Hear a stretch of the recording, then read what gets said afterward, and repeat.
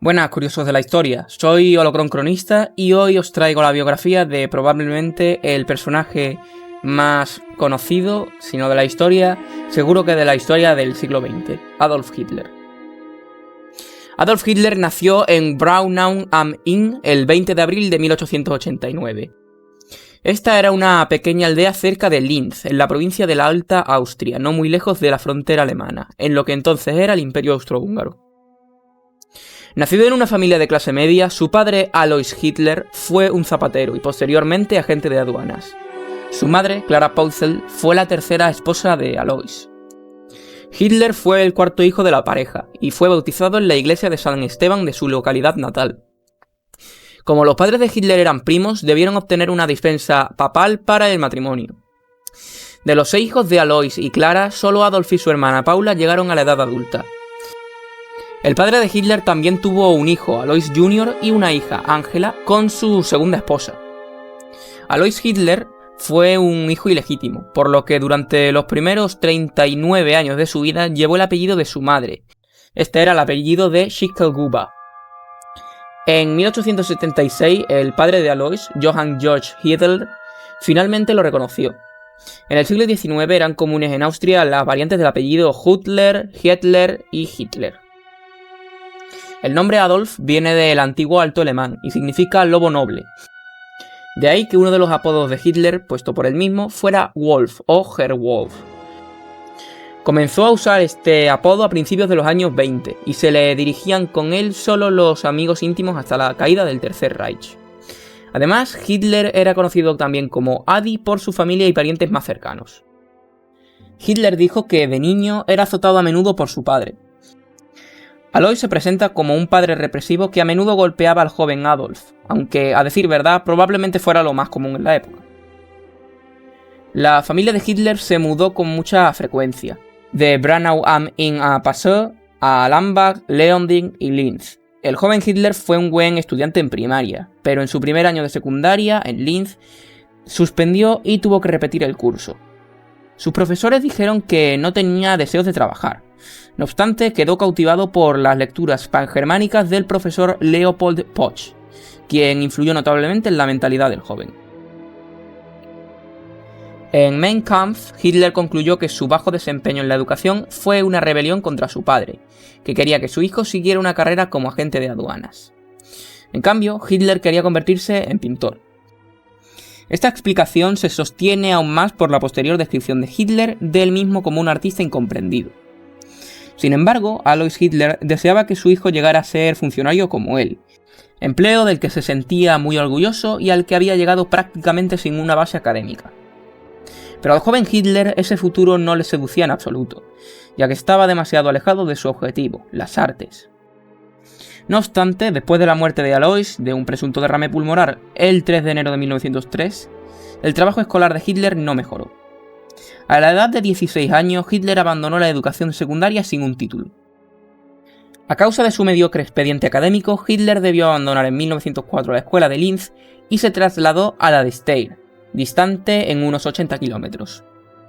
En 1905 su madre mudó a la familia a un cómodo piso en Urfahr, un suburbio de Linz, donde Adolf disponía de una habitación propia, llevaba una vida bastante indolente y, con el pretexto de una enfermedad fingida, o más probablemente algo exagerada, convenció a Clara de que no podía seguir en la escuela. Así pues, abandonó los estudios a los 16 años, después de haber sido calificado positivamente en la asignatura de dibujo, y haberse convencido a sí mismo de que su futuro estaba en la pintura.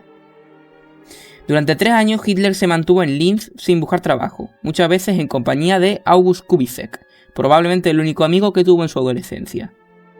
Según Hitler, estos años serían los mejores años de su vida.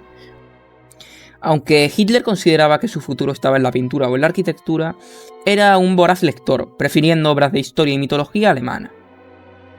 Para los 16 años, Hitler ya era un ferviente nacionalista pangermano y aborrecía a los Habsburgo y a la diversidad étnica del Imperio Austrohúngaro. Al cumplir 17 años, Hitler viajó a Viena por primera vez y pudo prolongar su estancia en la ciudad 2 meses gracias a la ayuda monetaria de su madre y otros parientes. Durante su estadía visitó la Academia de Bellas Artes, donde consultó los requisitos para ser admitido con el fin de convertirse en pintor. En octubre de 1907 regresó a Viena y se presentó a la prueba de admisión. Sin embargo, no logró ser admitido al no poseer el talento deseado, lo cual lo decepcionó mucho. Al año siguiente lo intentó de nuevo, con peores resultados. El rector de la academia le aconsejó intentar en el campo de la arquitectura, pero como Hitler no se había graduado del colegio, era muy difícil que fuera admitido en la respectiva escuela. Sin embargo, en esos años, jóvenes con talento excepcional eran admitidos en la escuela de arquitectura sin diploma de secundaria, pero se desconoce si Hitler intentó ingresar alguna vez. A pesar de su fracaso, Hitler decidió quedarse en Viena, aunque por unos meses continuó viviendo en Linz con su madre, quien estaba agonizando por causa del cáncer de mama. Después de la muerte de su progenitora, el 21 de diciembre de 1907, Hitler viajó a Viena, donde inicialmente se ganó la vida gracias a diversos trabajos como barrer la nieve, cargar maletas en la estación de trenes y ser un obrero de construcción. Sin embargo, sus problemas económicos no terminaron, y un año después de haber llegado a Viena, fue desalojado de su apartamento y tuvo que vivir en un miserable hostal, recurriendo a comedores de indigentes para poder aplacar el hambre. No obstante, para 1910 su situación económica era más estable, y se mantenía exclusivamente pintando cuadros.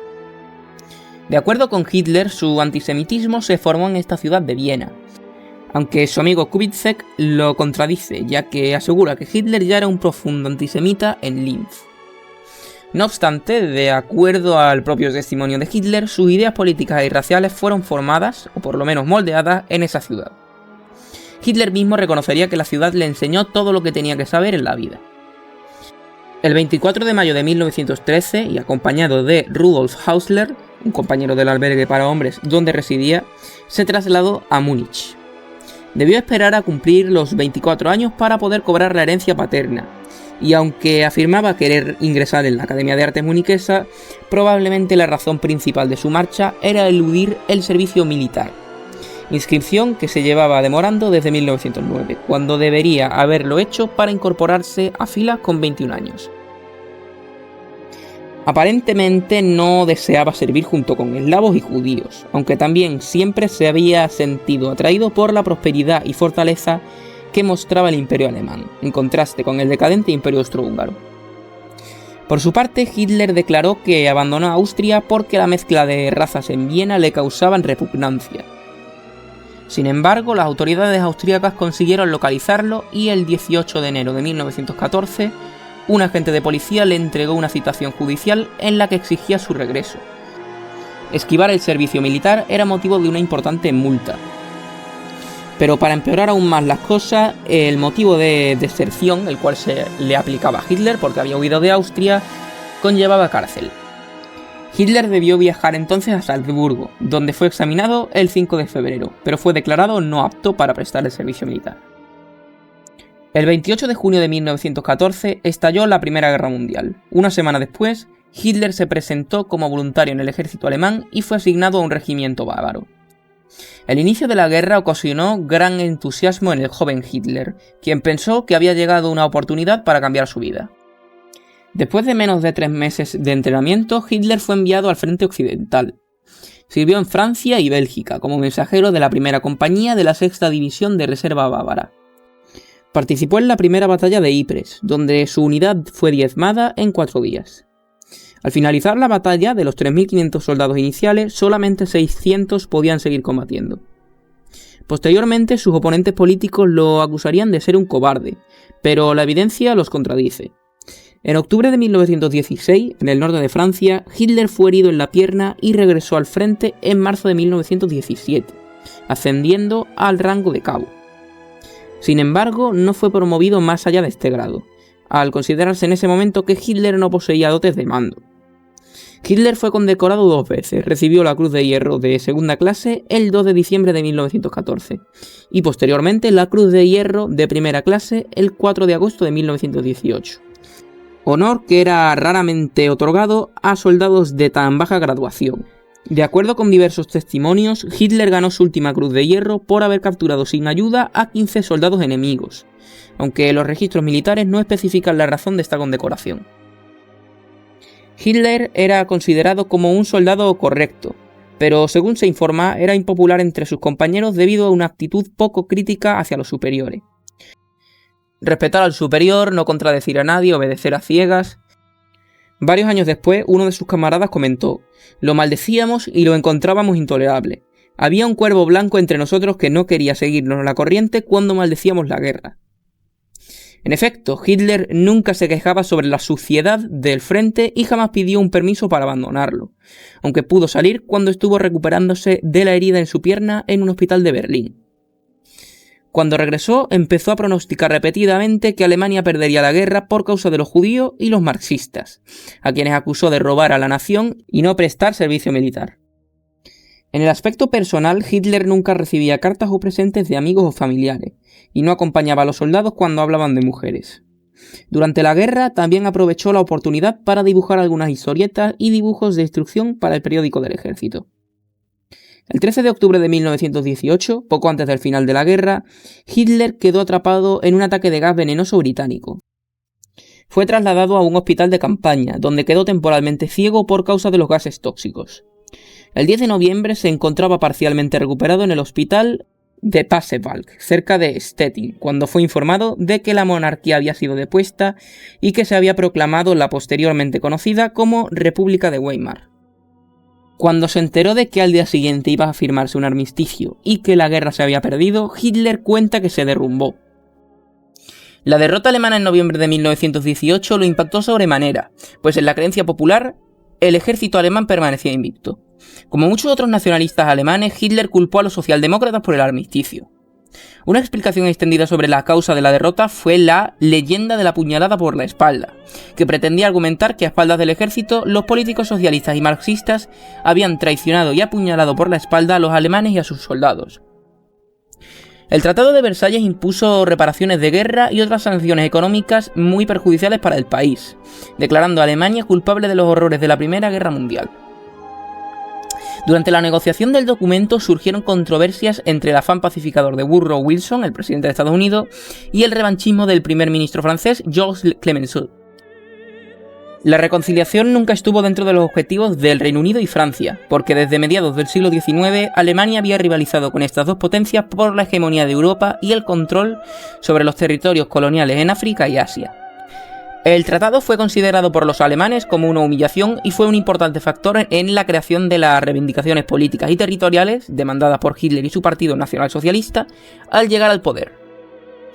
Al finalizar la guerra, cuya última fase fue sin duda muy importante para su evolución ideológica, Hitler se percató de que no contaba con dinero, amigos, familiares con conexiones, estudios universitarios o experiencia política, por lo que decidió intentar continuar en el ejército, algo bastante complicado en pleno periodo de desmovilización, aunque eso sí, consiguió permanecer en su fila hasta el 31 de marzo de 1920. Hitler salió del hospital de Pasewalk el 19 de noviembre y el día 21 llegó a Múnich para reintegrarse a su batallón. Después de la abdicación del Kaiser Guillermo II el 9 de noviembre y la firma del armisticio el día 11, Alemania estaba sumida en el clima de agitación revolucionaria en que nació la República de Weimar y que en Baviera, tras la huida el 7 de noviembre del último rey de la dinastía de los Wittelsbach, Luis III, dio paso a la nueva República Soviética de Baviera, con un gobierno provisional dominado por los socialdemócratas del SPD y sobre todo por el más radical USPD, bajo la presidencia de Kurt Eisner. Surgieron consejos de obreros y soldados al estilo soviético, y Hitler se encontró a su regreso con que su unidad estaba bajo el control de uno de ellos, por lo que, según su propio relato en Mein Kampf, solicitó ser transferido a otro destino y fue enviado al campo de prisioneros de guerra de Traunstein, cerca de la frontera austríaca, donde permaneció hasta finales de enero o principios de febrero de 1919. Aunque su versión coincide con la de su compañero Ernst Schmidt, la actitud que mantuvo durante estos meses debió ser bastante más ambigua de lo que deja traslucir y hubiera justificado un tratamiento más extenso de haberse opuesto frontalmente al gobierno que posteriormente sería calificado como el de los criminales de noviembre.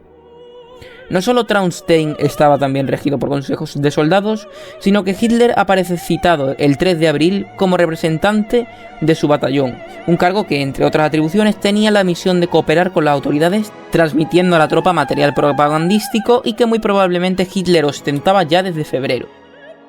Además, después del asesinato de Eisner el 21 de febrero, se produjo un periodo de caos y anarquía que culminó con la corta fase de auténtico dominio comunista, con el fin claro de instalar una república soviética y que es el conocido estrictamente como Räterepublik o República de Consejos. Al día siguiente de su instauración, el 14 de abril, Hitler fue reelegido representante de su unidad, lo que parece indicar un cierto grado de respaldo por su parte a la política del gobierno socialista, o como mínimo que se abstuvo de exteriorizar ningún tipo de oposición frontal. Después de que el gobierno soviético de Baviera fuera derrocado por el ejército alemán y grupos paramilitares conservadores, a Hitler se le encargó la misión que le dio la oportunidad de implicarse en política por primera vez. Su labor consistía en investigar a los miembros de su unidad que habían colaborado con el gobierno soviético. Su trabajo fue apreciado por sus superiores, quienes lo emplearon a tiempo completo asignándolo al Departamento Político de Asuntos de Prensa del Ejército a nivel distrital. De esta manera Hitler se convirtió en un espía militar, investigando a los muchos grupos socialistas que estaban naciendo en toda Alemania. También participó como oficial educador en el Pensamiento Nacional, cursos organizados por el Departamento de Educación y Propaganda del grupo bávaro de la Reichswehr. Esta Reichswehr era, resumidamente, los últimos reductos del ejército alemán que intentaron restaurar el imperio. La principal tarea de Hitler era entonces erradicar ideas peligrosas como la democracia, el socialismo y el pacifismo. Un objetivo clave de este grupo era establecer un culpable de la derrota alemana. Los culpables fueron encontrados en el judaísmo internacional, los comunistas y los políticos liberales, especialmente los miembros de la coalición de Weimar, que eran considerados como los criminales de noviembre. En mayo o principios de junio de 1919, Hitler ya aparece listado como espía de la policía del Comando de Inteligencia del Ejército, con el objetivo de atraer a otros soldados de ideas similares. En septiembre se le ordenó que se investigara a un pequeño partido denominado Partido Obrero Alemán. Aunque este partido era nacionalista, los superiores de Hitler desconocían esto, y sospechaban que podía ser un partido socialista o incluso comunista. El 12 de septiembre Hitler asistió por primera vez a un mitin del Partido Obrero Alemán, o sea, el DAP. Cuando en el debate final uno de los presentes comenzó a defender el separatismo bávaro, Hitler replicó con un discurso de tal intensidad que llamó la atención de Anton Drexler, el líder del partido, quien le regaló un ejemplar de su obra Mi despertar político y le animó a volver y unirse al partido.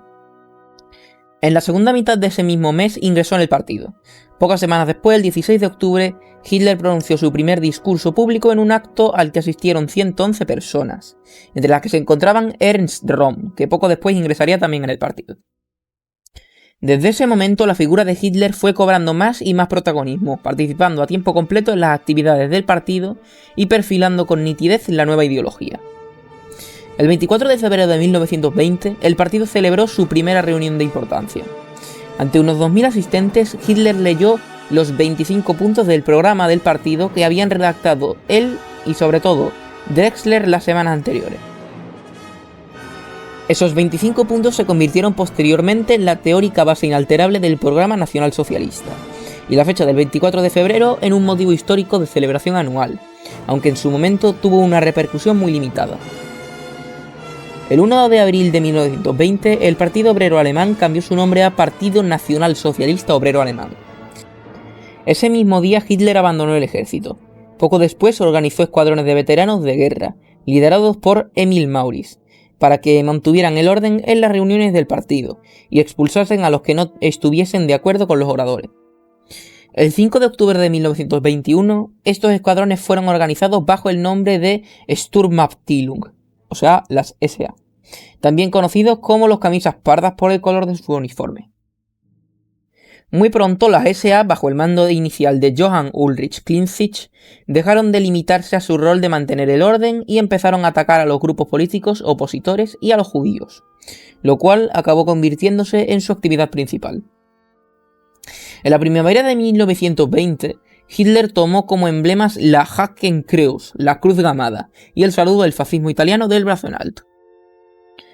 Ya a principios de 1921, Hitler era considerado un gran orador, hablando frente a muchedumbres cada vez más grandes.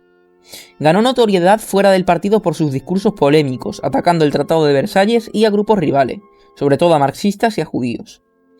Ese año, Hitler personalmente lideró a los camisas pardas contra una reunión de federalistas bávaros. Aunque Hitler pasó 3 meses en la cárcel por la paliza que sus hombres propinaron a los federalistas, al salir no mostró arrepentimiento alguno. Por el contrario, estaba más resuelto a emplear la fuerza contra sus adversarios. En el verano del 21, Hitler era el líder del partido. No obstante, los fundadores se encontraban resentidos debido a la conducta dictatorial de Hitler, y aprovechando que se encontraba de viaje en el norte de Alemania, planificaron la fusión de su partido con otros grupos políticos. De esta forma, pensaban reducir la importancia de Hitler y cuestionar su liderazgo. Hitler se enteró de estos planes y regresó a Múnich, solicitando poderes dictatoriales en el partido. De lo contrario, renunciaría. Drexler respondió publicando una carta en un periódico, denunciando los abusos autoritarios de Hitler, pero este presentó una demanda legal en su contra, y Drexler se tuvo que retractar. Derrotado, Drexler fue retirado de su cargo de presidente, y Hitler lo sucedió, convirtiéndose en el líder indiscutible y oficial del partido nazi. De esta manera se estableció el principio de liderazgo que formó el sistema de gobierno político en la Alemania nazi. En estos años, Hitler conoció a Rudolf Hess, Hermann Göring, a Ernst Hans Stangl y Alfred Rosenberg, quienes junto con Eckart lo introdujeron a círculos sociales más altos, de los cuales pudo obtener generosas donaciones para el nacimiento del partido. Alentado por el rápido crecimiento, Hitler empezó a idear la toma del poder. Sin embargo, su partido no era todavía la principal fuerza política en Baviera, y era desconocido fuera de este estado. Por lo que Hitler concluyó que necesitaba el apoyo de las fuerzas políticas y las guarniciones militares bávaras para lograr este objetivo. Influenciado por la marcha sobre Roma de Benito Mussolini, Hitler ideó realizar una marcha similar hacia Berlín, con la que doblegaría el gobierno nacional fácilmente. A finales del 22 contaba ya con una pequeña y creciente banda de seguidores fanáticos, inspirada por la marcha sobre Roma de Mussolini, que empezó a ver en él el deseo de un líder nacional heroico. En este sentido, un libro publicado ese año se refería a Hitler explicando que el secreto de su personalidad reside en el hecho de que lo que yacía dormido en lo más profundo del alma del pueblo alemán ha cobrado vida en él, y eso es lo que ha aparecido en Adolf Hitler, la viva encarnación del anhelo de la nación. En enero de 1923, luego de que el gobierno alemán se retrasase en el pago de las reparaciones de guerra a Francia, esta nación procedió a ocupar la región industrial del Ruhr, devastando la economía germana. El gobierno llamó entonces a la resistencia no violenta contra Francia, pero en septiembre era obvio que esa estrategia no estaba generando resultados. El 26 de septiembre, el canciller alemán Gustav Stresemann decidió reiniciar los pagos a Francia y cancelar la estrategia de resistencia. Stresemann previó que los nacionalistas y los comunistas iniciarían toda clase de protestas y disturbios ante estas impopulares medidas, por lo que declaró el estado de emergencia ese mismo día. De esta manera, el comandante del ejército, el general Hans von Seeckt, se convirtió en la principal autoridad de la República. Hitler vio este periodo de inestabilidad política como la oportunidad para realizar su propia versión de la marcha sobre Roma. No obstante, el tradicionalmente autónomo Estado bávaro no estaba dispuesto a aceptar la autoridad central del general von Seeckt. Ese mismo día, el gobierno regional proclamó su propio estado de emergencia y colocó a Gustav von Kahr, un político regionalista, al mando de Baviera.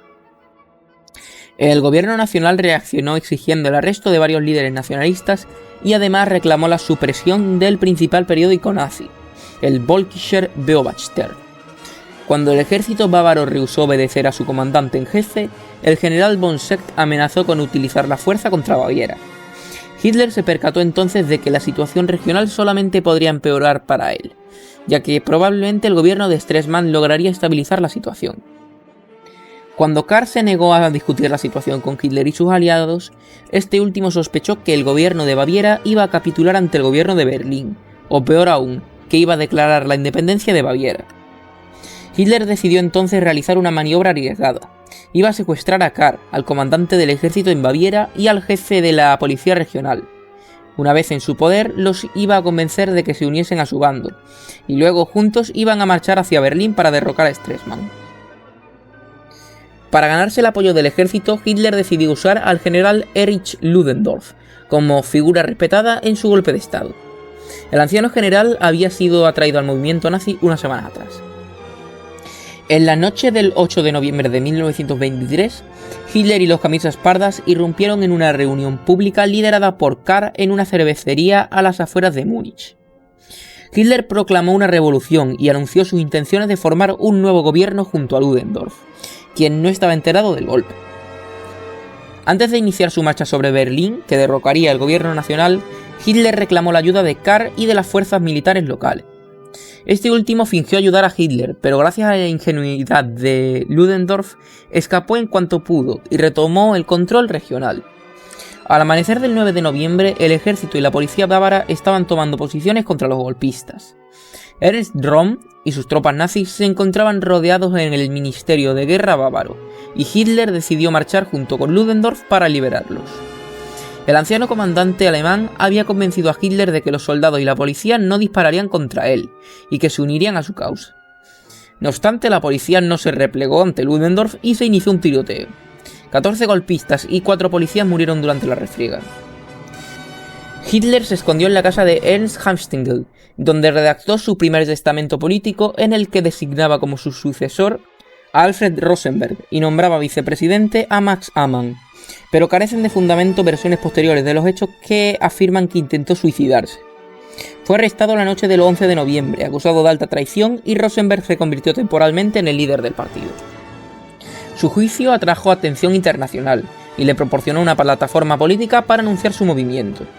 Durante su juicio, que se inició el 26 de febrero de 1924, Hitler recibió tiempo casi ilimitado para hablar, lo que hizo que su popularidad creciera debido a su poderoso y convincente discurso nacionalista.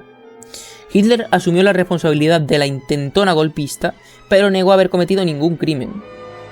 El 1 de abril de 1924, Hitler fue sentenciado a 5 años de prisión en la fortaleza de Landsberg, aunque la Constitución estipulaba cadena perpetua contra crímenes de este tipo. Hitler recibió un trato privilegiado de los guardias y pudo recibir cartas y visitas de sus admiradores. Fue absuelto y liberado el 20 de diciembre de ese mismo año, como parte de una amnistía masiva hacia prisioneros políticos. En total, solo cumplió 9 meses de su condena. La estadía de Hitler en la prisión de Landsberg le permitió organizar sus ideas, que dictó a diversos secretarios. El resultado sería una obra titulada Mein Kampf, mi lucha, aunque originalmente había planeado llamarla 4 años de lucha contra mentiras, estupidez y cobardía. Esta obra era una autobiografía, y más importante aún, una exposición de la ideología nacionalsocialista.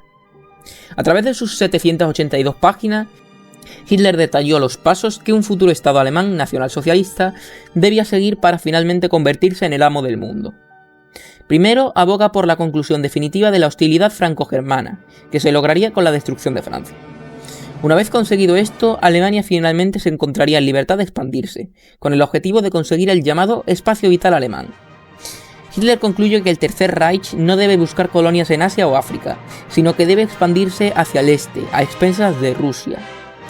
Aunque reconoce que diversos pueblos ya habitan en Europa Oriental, asegura que el pueblo alemán tiene el derecho de desalojar a sus ocupantes. Hitler considera que la conquista de Rusia será relativamente fácil, ya que los bolcheviques la controlan, y por lo tanto los judíos. En cuanto a la política interior del Tercer Reich, Hitler claramente define que el sistema de gobierno será una dictadura. Además, el Estado tendrá muy poco que ver con la economía, ya que en realidad será un organismo racial. Después de establecer la raza aria germánica, concluye que los alemanes se encuentran en el estado actual debido a que no preservaron su raza pura, y gradualmente perdieron su creatividad cultural. Después de escribir esto, no es sorprendente que determine que el principal propósito del Estado nazi sea la preservación de los elementos raciales originales que confieren cultura y crean la belleza y la dignidad de una humanidad superior. Asegura que en un futuro distante la humanidad se enfrentará a problemas que solamente una raza superior con dominio del mundo podrá resolver. La interpretación de la historia alemana que Hitler expone en Mein Kampf era compartida por muchos alemanes de su tiempo. Mein Kampf no solo sirvió para la exposición de las ideas de Hitler, también le proporcionó su principal fuente de ingresos. Aunque el libro se publicó en 2 volúmenes entre los años de 1925 y 1926, solo vendió alrededor de 240.000 ejemplares entre 1925 y 1934, aunque en los primeros años las ventas fueron bajas. Hitler pasó esos años esquivando los impuestos aplicables sobre los derechos de autor de su libro y acumuló una deuda tributaria de cerca de 400.000 marcos. Esta deuda lo perseguiría hasta que se convirtió en canciller.